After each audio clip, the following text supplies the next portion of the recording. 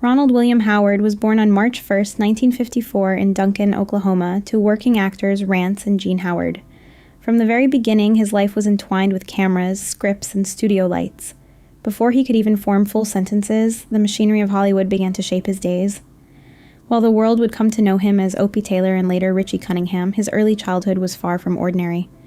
The innocence of play, laughter, and simple discovery was replaced by schedules, call sheets, and the constant demand to perform, a childhood claimed by ambition beyond his years. Early years, under pressure. By 18 months old, Ron's world had shifted from lullabies to the harsh rhythm of a studio set. His first steps were taken on cold planks under bright lights rather than on warm grass. The family's move to California in the mid-1950s brought him closer to television's rising tide, but also deeper into adult concerns.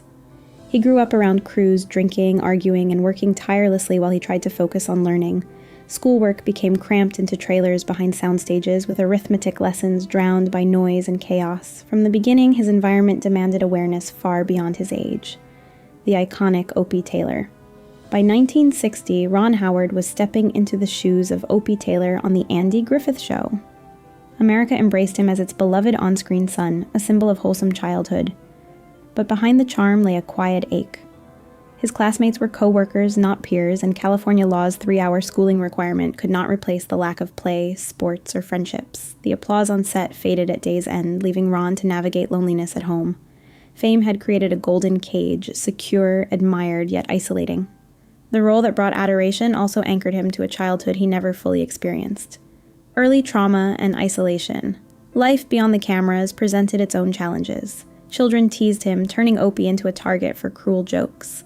An incident at school left him humiliated after losing control of his bladder under pressure. On set, small moments of panic, like forgetting dance steps in The Music Man, revealed the weight of adult expectations. Each error felt magnified, each misstep a lesson in disappointment. Ron internalized rejection and learned defiance, shaping a resilience necessary for survival in Hollywood. The public adored his performance, but the cost was invisible, buried in quiet moments of shame and anxiety that only he could feel. Adolescence in the spotlight. By age 6, America knew his face. By 13, the persona of Opie Taylor clung to him like a shadow he could not escape. Fame provided stability, recognition, and work, yet it simultaneously limited his ability to grow. He admitted later he didn't know who he was without the character, reflecting the identity challenges that child actors face. Unlike peers experimenting with first loves or personal style, Ron navigated a world demanding he remain perpetually recognizable. Compliments from adults often carried hidden weight, reminding him that the world would not release the boy it loved, even as he longed to become his own person. The struggle for autonomy. The cancellation of the Monroes at 13 delivered a blow Ron would carry for years. It was not just a lost job, it felt like personal failure, a verdict on his abilities. Even successes came with mixed messages. Joining Happy Days offered fame and new roles, but the focus often shifted to co-stars, leaving Ron in the uncomfortable position of admiration without satisfaction. He faced scrutiny and comparison, old wounds reopened by the very career meant to free him. Each step forward seemed entangled with the roles he could not escape, a delicate balancing act between identity and expectation. Lessons in resilience. Through rejection, humiliation, and the relentless gaze of the public, Ron learned persistence. The industry demanded perfection while offering limited compassion. Yet these challenges also shaped his understanding of human nature, empathy, and leadership, qualities that would later define him as a director. From early exposure to high-pressure sets, he learned to adapt, problem-solve, and navigate complex dynamics with grace. The boy who endured isolation and disappointment gradually transformed those experiences into a drive for creative control, a desire to tell stories that mattered, and a recognition that greatness is born as much from endurance as talent. Transition to directing. Ron's shift from acting to directing marked a reclamation of agency. Films like Apollo 13 and A Beautiful Mind allowed him to shape narratives on his own terms, crafting worlds where he controlled the stakes, the outcomes, and the legacy. These movies achieved both critical acclaim and financial success, cementing his reputation in Hollywood. But more than accolades, the transition represented personal triumph.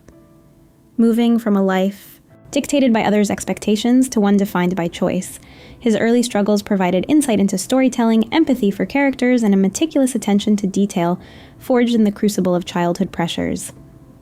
Legacy. beyond fame.